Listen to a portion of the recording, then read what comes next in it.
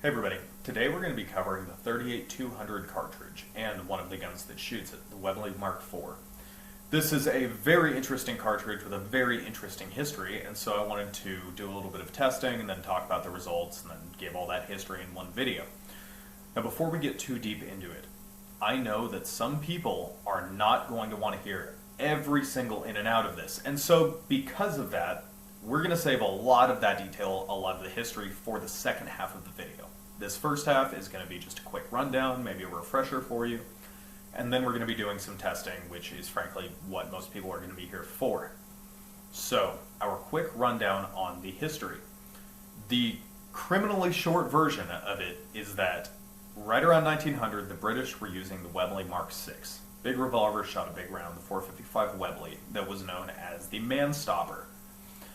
World War I happens, a bunch of people use that revolver, and people start saying, hey, this kind of sucks to train with, it kicks a lot. So the British try to find a happy medium between effectiveness and shootability, let's say, or something that you can teach a conscript who's never shot a gun how to shoot. So they looked across the pond at the US and at the smattering of pistol cartridges and revolver cartridges, and they settled on the 38 Smith & Wesson, which is different than the 38 Special. They looked at this, they saw the 145 grain bullet, and they said that's not going to do, and they shoved a 200 grain bullet in there. They did some testing, they said it's roughly equivalent to the 455 Webley, and then they adopted it and used it into the 70s or the 80s. So that would have been from the, I believe it was the 20s or the 30s, into the 70s or 80s, and I'll be confirming that later in the video when I have time to review my notes. But that's the gist of it. This sort of idea that you can just shove a really, really heavy bullet into a smaller case and that will mirror the effectiveness realistically of a larger round is fascinating to me. And so I wanted to do a little bit of testing to see whether or not that's true. Now, sadly, I don't have a Webley Mk VI or any other Webley in 455, so we can only look at the effectiveness of this round itself and then kind of make some conjecture. So that is all we will be doing in this video. Hopefully there will be a part 2 of me getting to shoot an older Webley in 455, but the testing itself that we are doing in this video with what we have is we will be shooting through a chronograph, so getting the bullet's velocity a couple feet, or I think we were shooting 3 yards from the chronograph, so we'll be finding the velocity of the bullet and then doing a little bit of math and talking about what that effectiveness should look like on paper. We'll be comparing that to the 455 on paper, as well as modern loadings like a 9mm, just for greater context here. Then we've also decided to shoot some meat targets and then rip those apart and look at it.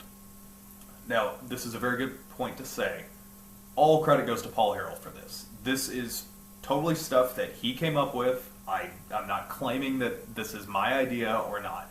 I'm absolutely copying Paul Harrell. I'm absolutely using all of his ideas and not doing them as well as he would have in hindsight.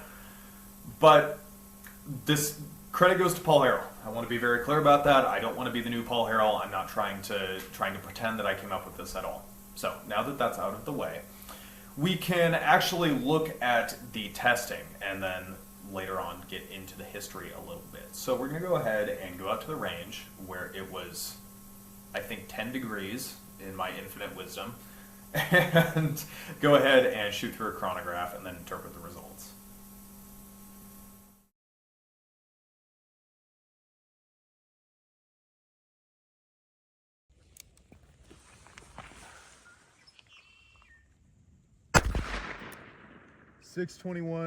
.7.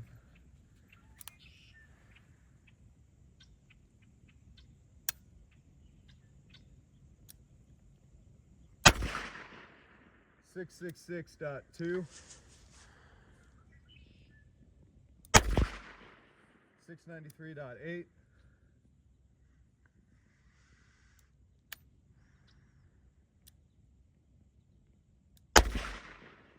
699.1. 639.8. 642.7.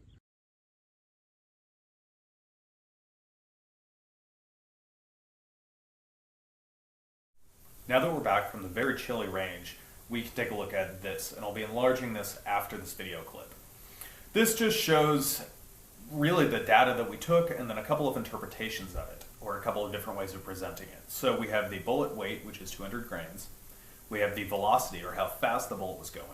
And then we have the bullet energy, which is in foot-pounds. I'll explain this a little bit more later in the video, but suffice to say, measuring in foot-pounds is just a way that you can measure the energy of a bullet and then compare it to other bullets, or other cartridges, I should say. So we'll be able to compare it to the 455 Webley as well as 9x19 to sort of give you an idea of how this falls. This is kind of a flawed system. We'll talk about this a little bit later, but here is our data.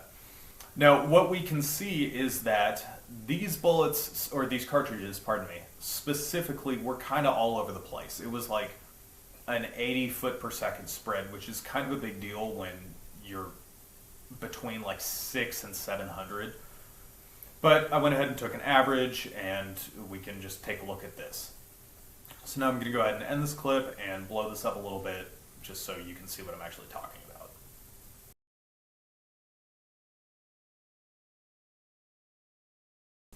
So now we can look at the 38-200 compared to 455 Webley as well as 9mm right here.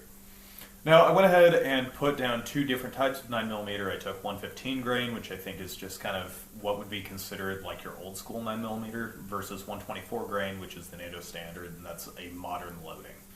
I'll get into where I found all of this information and how I made this determination later in the video. But frankly, you can see that with the 38-200, we're getting about the same velocity as 455 Webley, but with a bullet that's, what, 4/5 as heavy, a little bit less than that.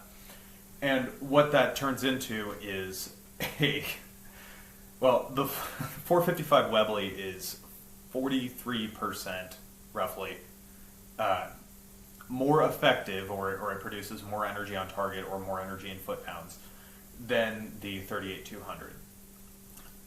Also compared to the 124 grain 9mm, which is, in my opinion, irrelevant for this video, but it's kind of just for fun to make modern comparisons. Modern 9mm is 87% more effective, or it delivers 87% more energy on target, or more foot-pounds on target. So the data itself kind of says that the 38-200 is not as effective as the 455 Webley, which I don't think many would be very surprised at this. But this kind of waterfalls into another point, and this is why I went out to the range and did the testing. When the British were talking about adopting the 38-200, I believe the wording was that they wanted something that had the same practical efficacy, not just that it was as effective on paper. And so it's very easy to look at this and think to ourselves, well, that's obviously not as effective. But considering that the British did tests on both living things and dead things, it's probably safe to assume that they came to the conclusion that, practically speaking, the 38-200 is either as effective as the 455 Webley when it's actually on a target, or it's acceptably effective when compared to the 455 Webley. So we're going to go ahead and replicate some of those tests, not on anything living, and we'll see how this turns out for us. But first I'm going to go ahead and blow this table up as well so you can see it a little bit better, because I know this text is kind of small.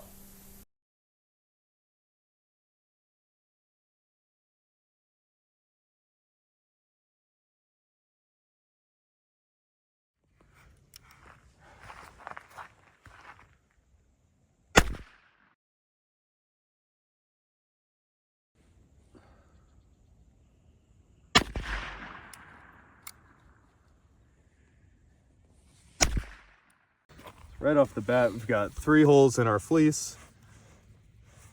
One bullet has no deformation.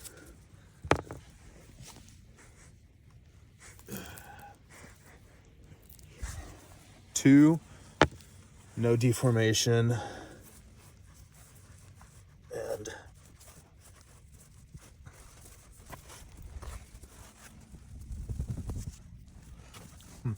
don't see the third, but I think it's probably safe to say that one probably did. So, where we hit, we have at least, okay, so that's kind of a glancing blow. So that's me, love that. But it looks like we have at least one very solid hit here.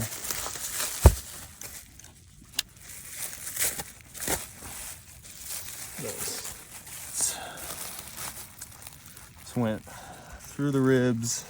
Well, first off, it went through our pectoral.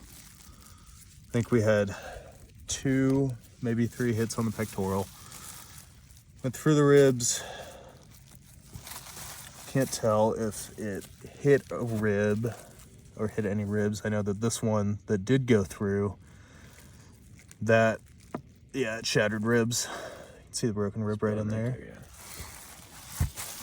Our grapefruit it has pretty clean holes punched through it, but not really what we would see with like a hollow point per se. But there are holes, and that's kind of ripped up in there. And then let's see if it did anything to the ribs on the back. Nothing.